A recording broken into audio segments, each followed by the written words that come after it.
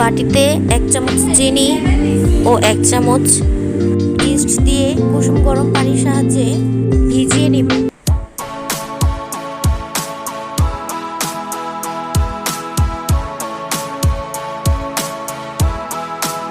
এটা ভালোভাবে নেড়ে মিক্স করে নিতে হবে। এখন এটাকে আমি একটি ঢাকনার সাহায্যে ঢেকে 10 মিনিটের জন্য রেখে দিব।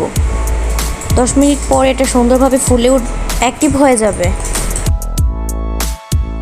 এখন আমি একটা মিক্সিং বোলে 2 কাপ আটা,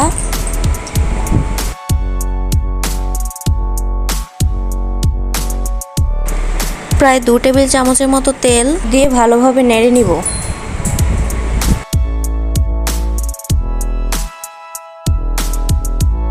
প্রথমে একটা হ্যান্ড উইক্সের সাহায্যে মিক্স করে নিব।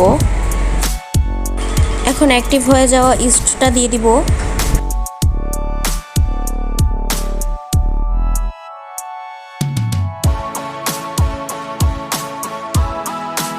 এখন একটু একটু করে কুসুম গরম পানি দিয়ে এটাকে ভালোভাবে হাত দিয়ে মেখে নিব। এখন ব্যাটারটার উপর 1 চামচ তেল ব্রাশ করে নিব যেন এটা ড্রাই না হয়ে যায়। এখন একটি ঢাকনার সাহায্যে ঢেকে রেখে দিব প্রায় 1 ঘন্টার জন্য। এই ফাঁকে চুলায় একটি প্যান বসিয়ে 1 চামচ তেল, 1 টেবিল চামচ রসুন বাটা, 1 টেবিল চামচ আদা বাটা দিয়ে ভালোভাবে নেড়ে নিব। এখন এর মধ্যে পরিমাণ মতো মুরগির মাংসের কুচি দিয়ে দিব।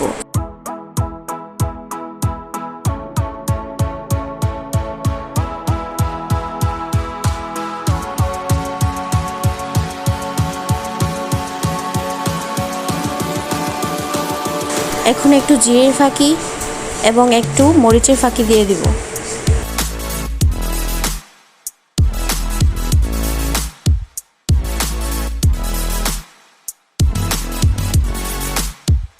এখন ঢাকনার সাহায্যে ঢেকে নিব সিদ্ধ হওয়ার জন্য। এখানে একটি পেঁয়াজ কুচিও দিয়ে দিচ্ছি।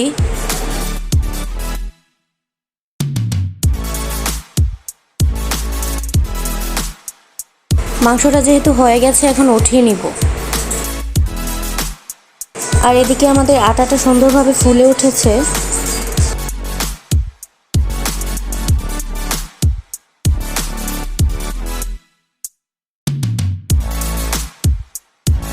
এখন প্যানে 1 টেবিল চামচ তেল দিয়ে এর মধ্যে আটার ডোটা দিয়ে ভালোভাবে সেট করে নিব।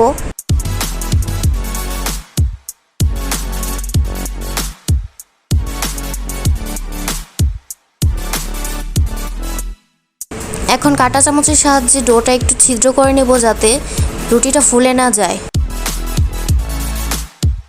এখন চুলায় বসিয়ে আটার ডোটা একটু ভেজে নিব। দুপাশে ভালো করে ভেজে নিব। এখন প্যানটা নামিয়ে এর মধ্যে সস দিয়ে দিচ্ছি, কেননা অল্প উপকরণে বানাচ্ছি।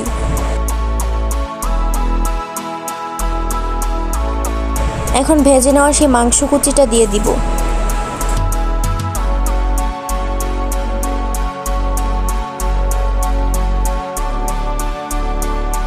আমি উপরেও একটু সস দিয়ে দিচ্ছি যাতে করে দেখতে একটু সুন্দর হয়। এটা পুরোপুরি হয়ে গেছে। এখন চুলায় বসিয়ে দিব ঢাকনা দিয়ে ঢেকে প্রায় 10 মিনিটের জন্য। 10 মিনিট পর এটা সুন্দরভাবে হয়ে যাবে, আপনারা দেখলেই বুঝতে পারবেন যে এটা হয়ে গেছে। এখন খুবই অল্প উপকরণের সাহায্যে আমি এটা ডেকোরেশন করে নিয়েছি। সো তৈরি হয়ে গেল আমাদের একদমই ইজি পিৎজা রেসিপি। ভালো লাগলে অবশ্যই লাইক, কমেন্ট, শেয়ার করতে ভুলবেন না। এরকম আরও অল্প উপকরণে তৈরি ও ইজিলি রেসিপিগুলো চাইলে আমাদের চ্যানেলটাকে অবশ্যই সাবস্ক্রাইব করতে ভুলবেন না। আজকে বিদায় নিচ্ছি এখান থেকেই। সবাই ভালো থাকবেন, সুস্থ থাকবেন।